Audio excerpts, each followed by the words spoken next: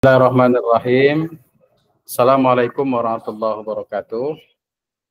Waalaikumsalam warahmatullahi wabarakatuh. Bismillah, alhamdulillah, la haula wa la quwata illa billah. Muhammad ibn Abdullah wa alihi wa ashabihi wa walah ba'du. Puji dan syukur marilah kita panjatkan kehadirat Allah Subhanahu wa taala. Salawat teriring salam semoga tercurah limpahkan pada junjungan kita Nabi besar Muhammad sallallahu alaihi wasallam. Alhamdulillah wa syukru ala ni'amillah. Pada malam hari ini kita memulai perkuliahan setelah kita melaksanakan Ramadan dan Idul Fitri, dan mudah-mudahan pertemuan kali ini memberikan manfaat bagi kita, dan saya selaku pengampu dari mata kuliah ini tentunya mengucapkan selamat Idul Fitri 1446 Hijriah dan mohon maaf lahir batin. Nah, selanjutnya juga perlu disampaikan bahwa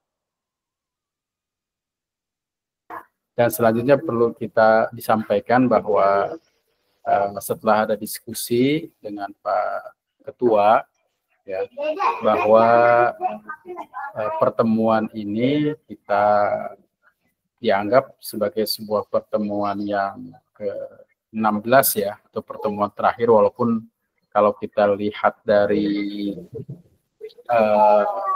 tema-tema yang ada di kelas kita, pertemuan kita baru 11. Namun pada dasarnya nanti bisa dipelajari tema-tema lain yang ada di kelas. Nah, karena itu kita akan lihat dulu ya kelas sebagaimana kita selama ini pelajari di kelas kita ya. Di kelas kita saya akan buka kelas kita dulu ya. Nah, ini di kelas kita hari ini kita anggap sebagai sebuah pertemuan yang ke-11 ya. Nah, kemudian di sini nanti sudah ada kehadiran, nanti kondisi kehadiran ini nanti munculnya itu jam 19.15, nanti silakan diisi. Kemudian tema-tema yang disampaikan di kelas ini ada 2 tema. Itu yang pertama adalah inklusif. Yang kedua adalah tentang moderasi beragama. Nah, pendidikan inklusif ini juga ada file yang saya sertakan. Nanti teman-teman sekalian bisa melihat ya terkait dengan materi yang disampaikan pada hari ini, dan juga terkait dengan moderasi beragama. Untuk moderasi beragama juga saya sertakan lampiran terkait dengan materi yang disampaikan pada hari ini, dan juga ada juga buku pedoman yang dikeluarkan oleh Kementerian Agama. Ini sifatnya buku saku, sebenarnya sudah lama dikeluarkan, sekitar tahun berapa ini? 2019 ya. Ini sudah cukup lama tentang moderasi beragama. Nah, tentunya juga isi dari buku ini masih kontekstual dan perlu nanti kita pelajari dan kita pahami dan perlu kita diskusikan terkait dengan moderasi beragama, di mana kalau kita mengacu pada kurikulum madrasah ya, beberapa waktu yang lalu kurikulum madrasah ini mulai mengacu pada kurikulum yang disebut dengan moderasi beragama, ya, yang disebut dengan ditetapkan berdasarkan keputusan Menteri Agama ya. Itu bisa dilihat ya, mungkin pada kurikulum 2013 ataupun kurikulum yang saat ini sedang dilaksanakan, itu juga tidak terlepas dari kontribusi bagaimana moderasi beragama itu menjadi isu-isu yang penting untuk diimplementasikan dalam proses pembelajaran. Nah, kemudian juga rekan-rekan sekalian, UTS dan UAS-nya ini silahkan dikerjakan ya, karena mungkin di sini itu saya sudah menyiapkan link, jadi saya di sini kan diposting tanggal 17 Februari. Jadi saya belum mengedit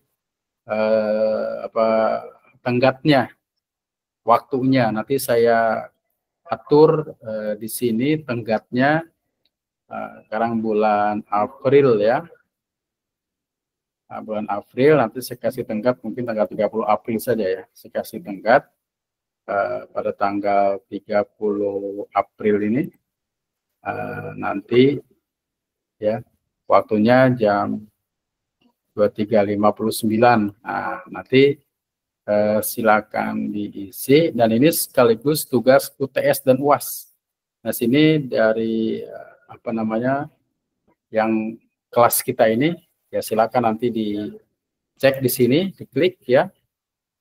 Nanti apa temanya? Temanya dulu pernah disampaikan sesuai dengan pembagian kelompok atau sesuai dengan tema-tema yang ada pada perkuliahan yang kita sampaikan. Jadi di sini adalah gabungan dari UTS dan UAS. Jadi saya buat dalam satu file, silakan upload di sini sebelum tenggat yang sudah ditentukan tadi ya, yaitu tanggal atau akhir bulan ini. Nanti UTS dan UAS-nya ada di sini, sekaligus juga nanti kehadiran-kehadiran memang belum saya nilai, tapi paling tidak di sini sudah ada rekamannya ya, sudah ada rekaman kehadiran, rekaman materi, dan kelas ini masih berlangsung ya, belum saya tutup. Jadi teman-teman semua nanti bisa mengakses kelas ini untuk materi-materinya, kecuali mungkin terkait dengan kehadiran. Kalau kehadiran itu sudah disesuaikan dengan waktu yang sudah ditetapkan dalam perkuliahan. Jadi mungkin nanti akan ada edaran terkait pelaksanaan UAS untuk kelas ini. Tujuannya adalah nanti biar startnya di semester genap ini bareng-bareng gitu. Jadi startnya bareng, karena memang kita memulai perkuliahan ketika teman-teman yang lain itu sudah pertemuan yang 5 atau pertemuan ke-6 ya, jadi kita baru memulai perkuliahan. Oke, selanjutnya saya ingin juga menyampaikan ya, kita ini sudah ada semuanya, kita ini lebih dari 20 ya, tapi yang sudah hadir di kita ini baru 3, namun tidak masalah ya.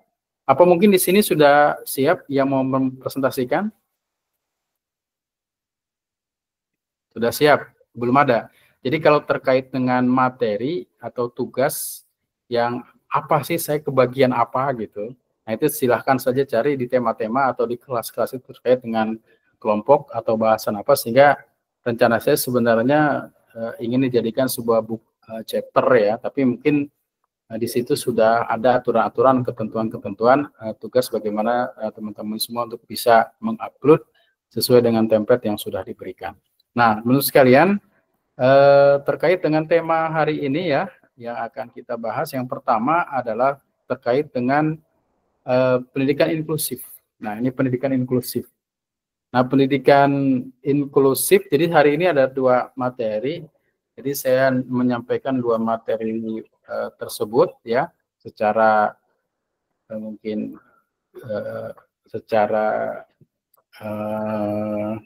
padat gitu ya, karena mungkin ada 2 materi yang harusnya disampaikan dalam waktu yang berbeda, karena memang ini adalah dianggap sebagai sebuah pertemuan yang terakhir.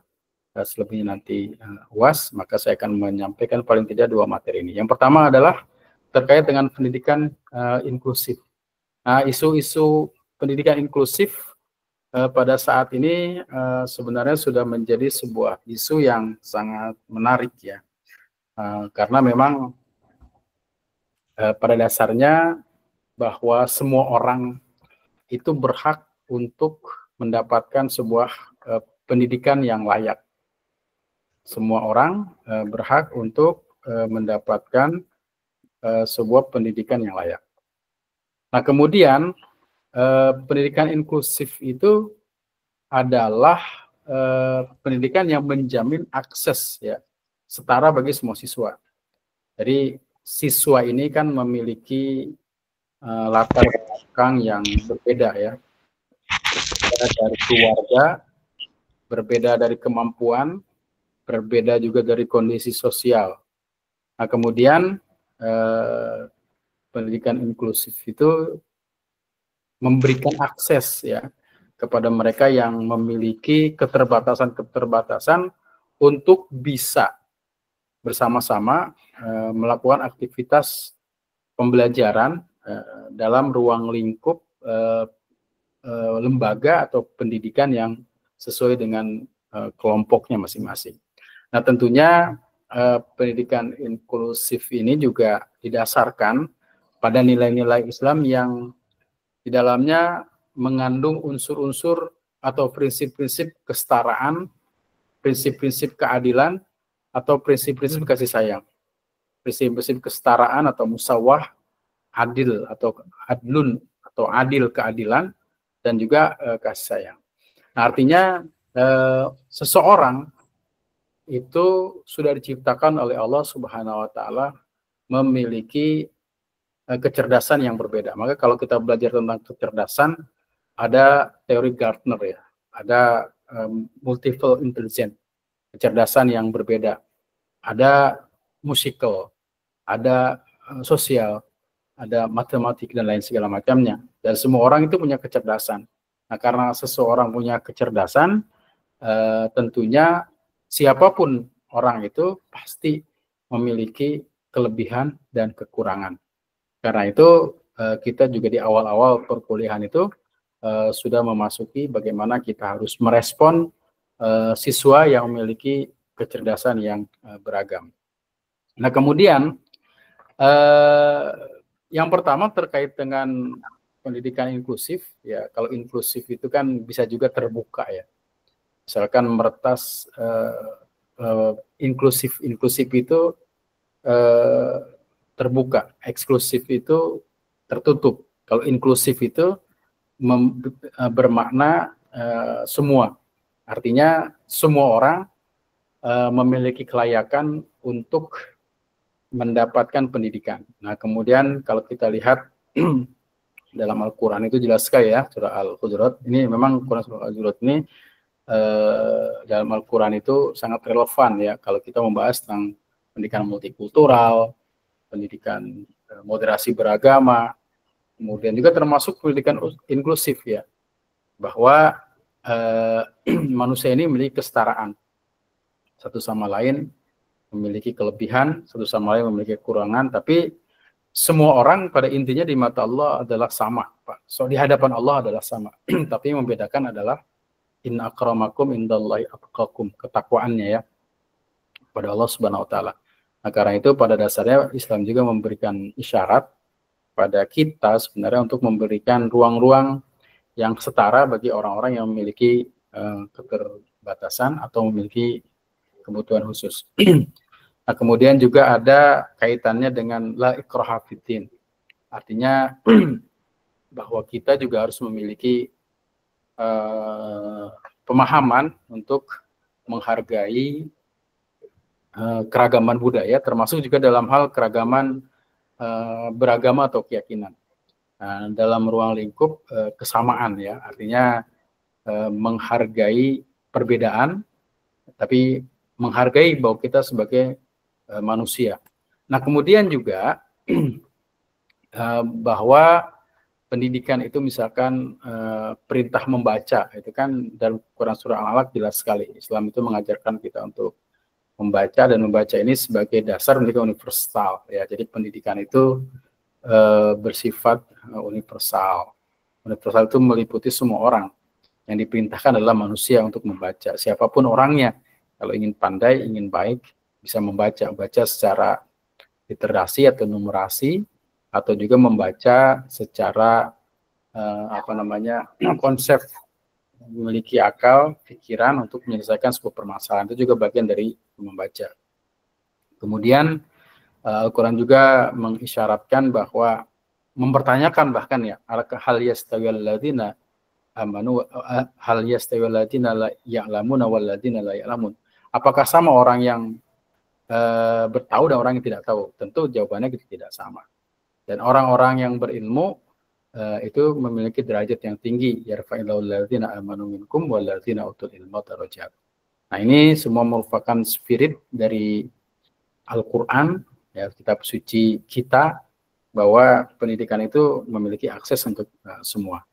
Nah, kemudian ada juga istilah-istilah dalam pendidikan inklusif itu, katakanlah istilah ada difabel, apa itu? Nah, secara istilah kita bisa memaknai bahwa itu adalah sebuah individu memiliki perbedaan kemampuan fisik ya, ada sensorik, ada intelektual, ada memiliki dalam tanda kutip keterlambatan, baik mental, fisik dan lainnya. Nah, dalam pendidikan di kita ini kan biasanya bahwa orang-orang yang melakukan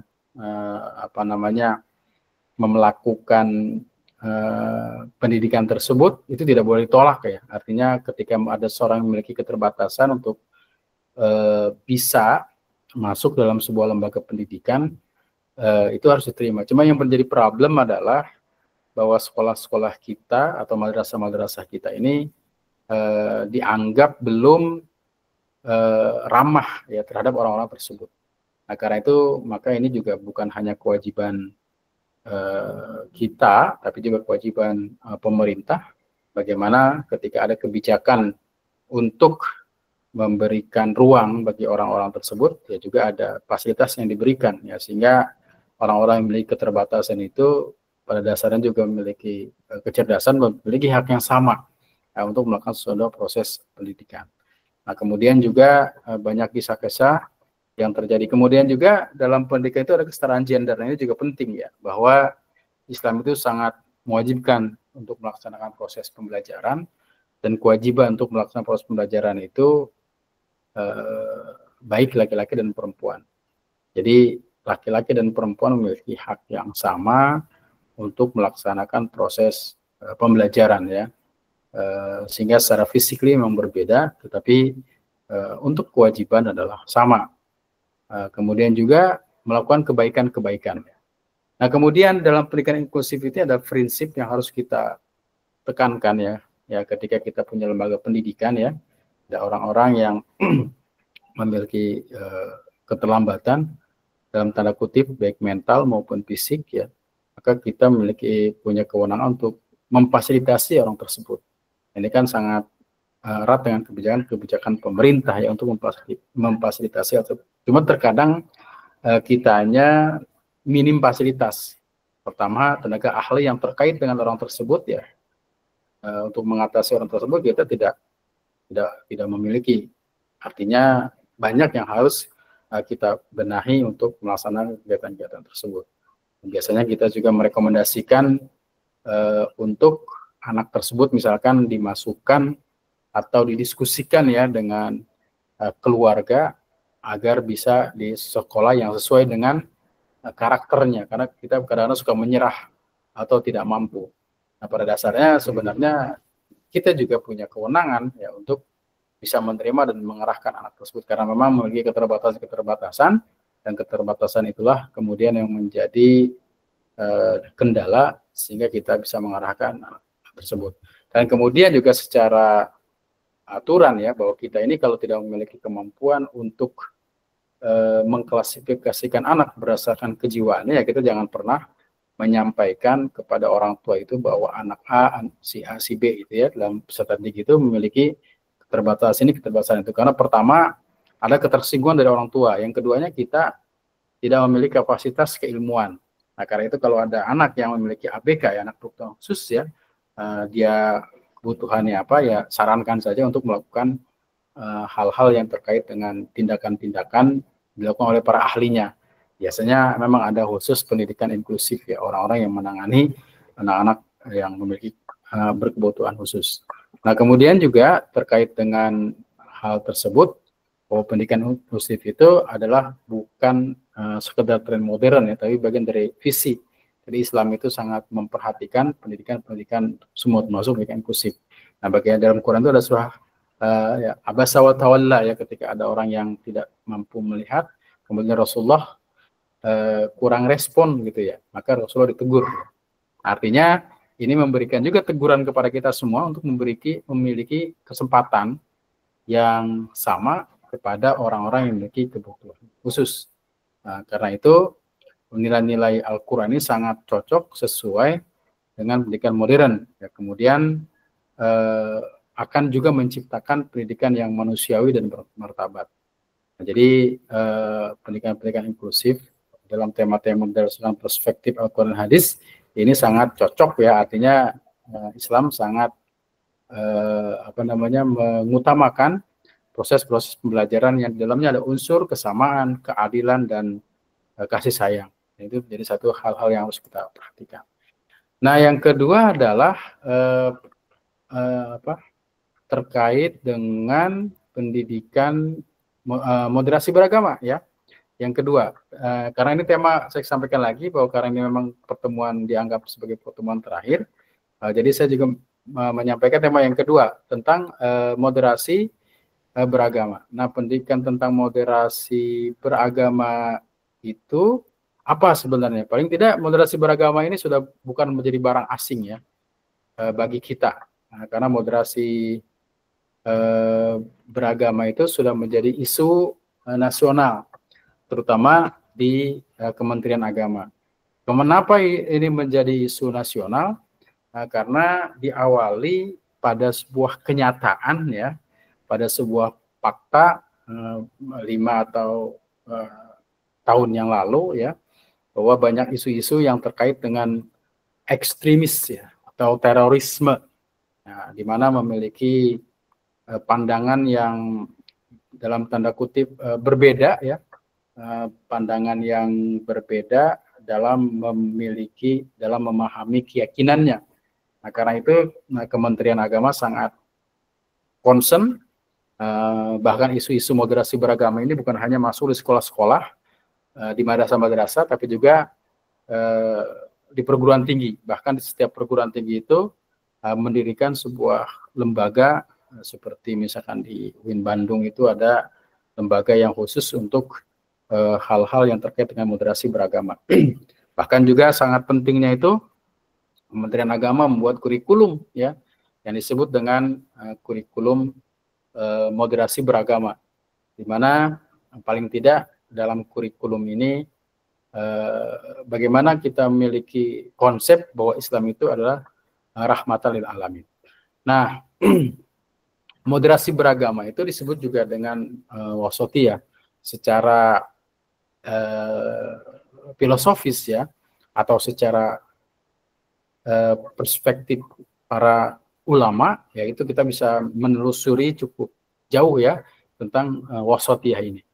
Nah, kemudian moderasi beragama itu adalah pandangan dan praktik agama yang menekankan keseimbangan tawazun atau keadilan atau toleransi ya, serta penolakan terhadap ekstremisme atau kekerasan. Nah, itu terkait dengan moderasi beragama. Nah, kemudian juga kalau kita lihat riset-riset penelitian-penelitian terkait dengan moderasi beragama ini banyak ya, apalagi penelitian-penelitian terhadap guru-guru PAI ini masuk ke dalam kategori masih terpapar ya, dalam tanda kutip radikalisme ya. Dari pertanyaan-pertanyaan yang disampaikan itu masih tinggi pemahaman-pemahaman guru-guru PAI terkait dengan hal-hal yang memang pandangan-pandangan Islam yang rahmatan lil alamin. Nah, kemudian wasatiyah itu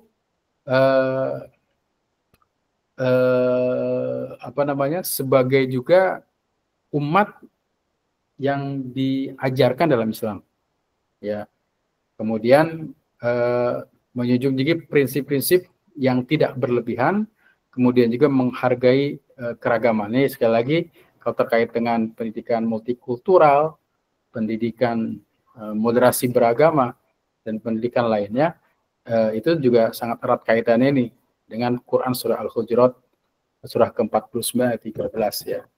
Jadi mana dalam isinya adalah inna akramakum indallahi atqakum ya ayuhan nasu inna khalaqnakum min dzakari wa unsa wa ja'alnakum syu'uban wa qabaila lita'arafu. Nah, inna akramakum indallahi atqakum. Jadi kalau masalah keragaman dalam umat Islam itu ya tidak usah diusik-usik, karena umat Islam sudah dari awal memiliki toleransi yang cukup tinggi.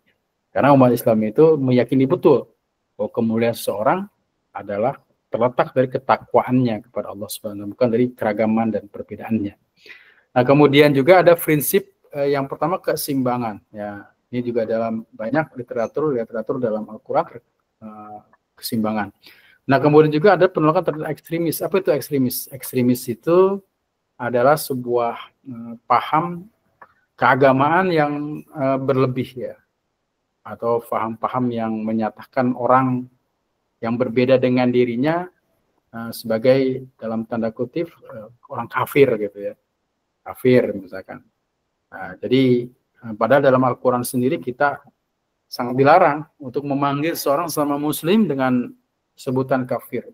Bi'sal ismul fusuku ba'dal iman misalkan. Wa man lam yatub fa ulaika humus shalimun.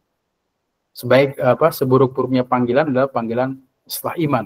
Jadi kita memanggil orang dengan sebutan kafir itu sangat dilarang.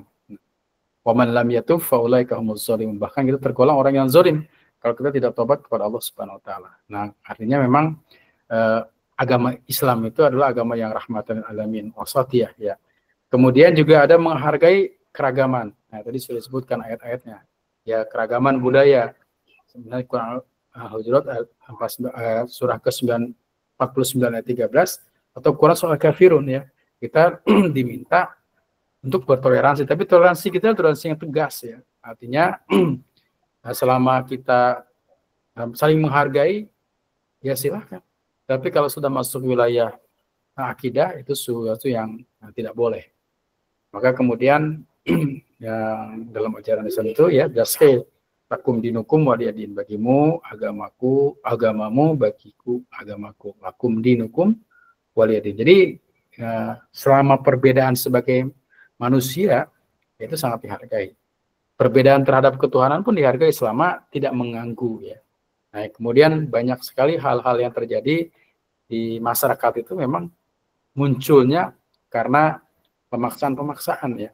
Misalnya pemaksaan tentang pendirian rumah ibadah tertentu di sebuah tempat, padahal di tempat itu tidak ada penganut agamanya, hanya satu atau dua orang. Ini akan tentu merugikan orang-orang yang banyak ya. Karena itu mungkin pemerintah mengatur itu terkait dengan hal tersebut. Ada keputusan dua menteri ya terkait dengan pendirian rumah ibadah. Dan salah satunya melalui forum-forum yang disebut dengan forum kerukunan. Forum apa ya, KUB ya, forum kerukunan umat beragama. Tapi biasanya hal-hal tersebut ya terjadi karena memang pemaksaan oleh salah satu orang yang memiliki keyakinan yang berbeda ya, sehingga terjadi konflik ya.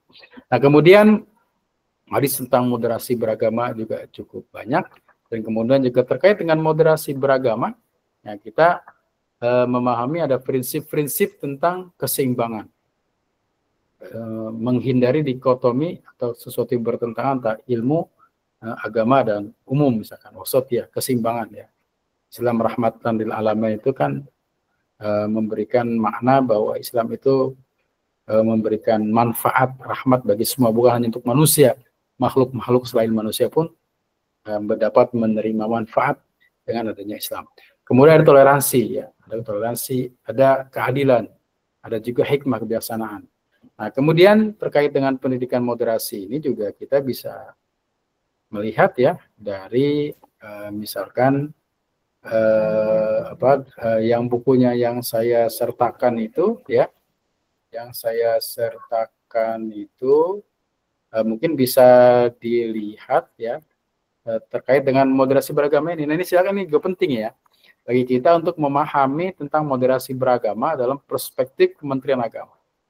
Ya, di mana mereka ini di sini juga menekankan ya tentang bagaimana kita atau umat Islam itu jangan terlalu ekstrim, ya, tidak boleh ekstrim.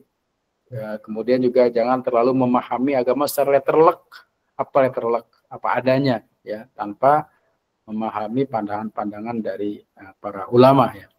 Nah, ini juga penting ya terkait kita untuk memahami apa itu moderasi beragama. Ya, di sini ada kajian konseptual, pengertian dan batasan moderasi beragama. Ada, silakan nanti teman-teman semua untuk bisa menelaah, membaca buku ini sehingga memahami makna apa itu terkait dengan moderasi beragama. Oke, teman-teman sekalian, itulah hal yang saya bisa sampaikan pada pertemuan kali ini. Jadi ada 2 yang terkait dengan pendidikan inklusif, dan tema selanjutnya adalah terkait dengan moderasi beragama. Jika ada diskusi, disilahkan jika ada hal yang perlu disampaikan. Terima kasih. Ya, mungkin dari Pak Panut atau Pak Saiful Anwar, Ibu Siti Nurjana dan Ibu Juliantika ya. Saya namanya ini akunnya. Ada yang mau diskusikan, disilahkan. Pak Panut mungkin disilakan, Pak. Siap, Pak. Assalamualaikum warahmatullahi wabarakatuh. Waalaikumsalam warahmatullahi wabarakatuh. Terima kasih waktunya Pak Dokter. Pertama, saya pribadi mengucapkan minal aidin wal faizin, mohon maaf lahir dan batin atas semua kekhilafan baik yang disengaja maupun yang tidak disengaja, terutama mungkin saya pribadi, dan mungkin supaya nanti enggak itu mewakili semua teman-teman mahasiswa 2 ini. Mudah-mudahan dengan ikrar ini Allah mengampuni dosa kami semuanya ataupun kita semuanya, dan selanjutnya selalu mohon doanya, mudah-mudahan semuanya urusan kita semuanya, urusan para mahasiswa teman ini dimudahkan oleh Allah Subhanahu wa taala. Amin, amin. Ya, kemudian yang kedua, untuk yang tadi Pak, yang masalah apa, yang pertama itu tugas yang pertama yang ditulis itu kan ya Pak ya, yang suruh presentasi itu kan? Ya, ya. Ya, tugas untuk menulis book chapter sebenarnya. Jadi saya sampaikan dulu ya Pak ya, saya screenshot dulu Pak, terkait dengan tugas yang pernah disampaikan itu. Nah, mungkin mengulangi lagi teman-teman yang lain. Ini ada kelas kita, jadi UAS saya tidak akan memberikan soal lagi ya, tapi soalnya UTS dan UAS ini ada di sini. Jadi kalau yang sudah menyelesaikan soal UTS ya sudah, soal UTS itu dianggap UAS. Kalau yang sudah dianggap UAS, kalau yang sudah menyelesaikan soal UAS itu juga sekaligus juga dengan soal UTS. Nah, jadi di sini ya tinggal klik ini. Nah, di sini ada isian ya, isian terkait dengan tulisan. Jadi tugasnya adalah teman-teman semua yang ada di kelas ini untuk bisa menulis ya, menulis terkait dengan tema-tema yang ada di perkuliahan kita. Jadi kalau memang dulu pernah saya buat kelompok, itu juga jadi acuan untuk tema apa yang cocok untuk saya tulis. Atau mungkin enggak cocok ya cari saja di antara tema-tema yang pernah saya sampaikan, karena di kelas kita ini kan ada RPS ya. Ada RPS. Ya. Sebentar, ini kok nggak bisa berjalan. Sebentar. Nah, ada UTS. Nah, UTS itu ada di pertemuan pertama, ada RPS. Nah, ini RPS. Di dalam sini ada tema-tema perkuliahan kita. Nah, kalau silakan dari 16 tema ini ya, Anda 16 ini pilih salah satu. Kalau memang dulu pernah dibagikan kelompok, ya boleh menggunakan tema yang ada di kelompok itu. Ya, nah kemudian silakan ditulis, kemudian seperti ini. Nah, bagaimana cara menulisnya? Di sini ada petunjuknya, tinggal diklik ya. Klik petunjuk penulisan. Nah, coba saya buka, masih bisa enggak? Nah, ini saya klik model penulisan. Nah, ini. Nah, penulisannya seperti ini aturannya. Aturan penulisan book chapter. Jadi book chapter untuk tugas akhir mata kuliah kita ini adalah bukan mata kuliah pengembangan dasar dan evaluasi pembelajaran PI ya, tapi mata kuliah studi Al-Quran hadis pendidikan.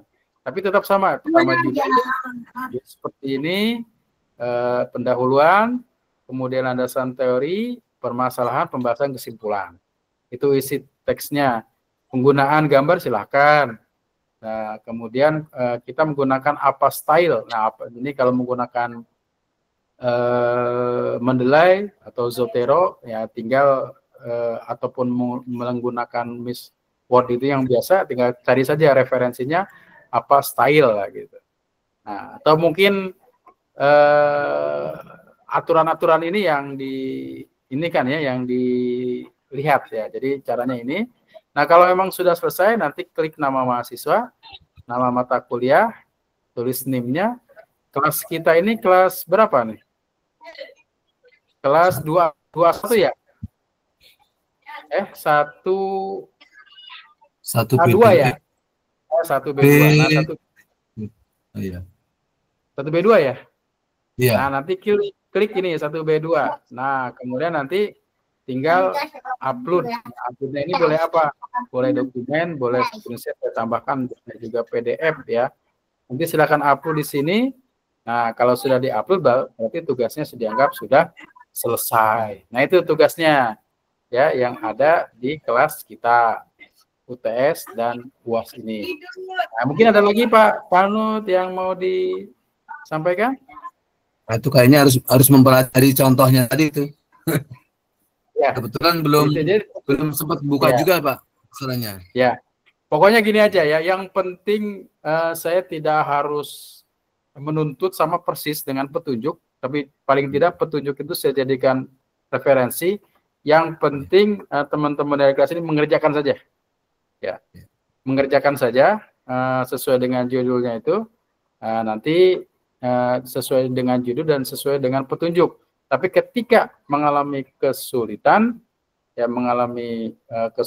ya sesuaikan sesuai dengan kemampuannya. Nah, itu aja. Jadi nggak usah terlalu ideal sesuai dengan petunjuk itu. Tapi paling tidak kalau diusahakan bisa ya silahkan. Terima kasih.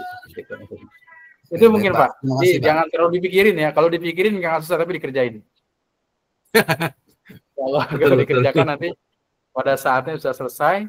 Dan itu nanti kalaupun ada hal-hal yang ingin didiskusikan, bisa chat WA ke saya, ataupun mungkin bisa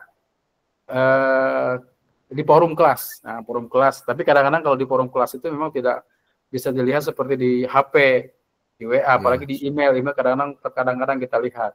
Nah, kalau memang mau chat saya, boleh juga melalui WA. Silakan saja. Ya, itu Pak Panut terkait dengan tugasnya. Hanya itu saja. Jadi UTS sambil berjalan, UAS juga sama, proses dalam sambil berjalan. Mungkin ada lagi teman-teman yang lain ada yang tanyakan? Kalau tidak ada, saya cukupkan dulu pertemuan kita pada malam hari ini. Terima kasih sekali lagi atas kehadirannya, atas perhatiannya. Jangan lupa untuk mengisi kehadiran di kelas dan juga nanti mengerjakan UTS atau UAS yang sudah disertakan pada link yang ada di kelas. Dan saya juga mohon maaf yang sebesar-besarnya ketika melaksanakan perkuliahan ini dari awal sampai akhir, terdapat hal-hal yang kurang berkenan. Intinya mohon maaf lahir dan batin jika ada hal-hal yang kurang berkenan. Terima kasih atas perhatiannya. Mohon maaf atas segala kekurangan. Assalamualaikum warahmatullahi wabarakatuh. Waalaikumsalam warahmatullahi wabarakatuh.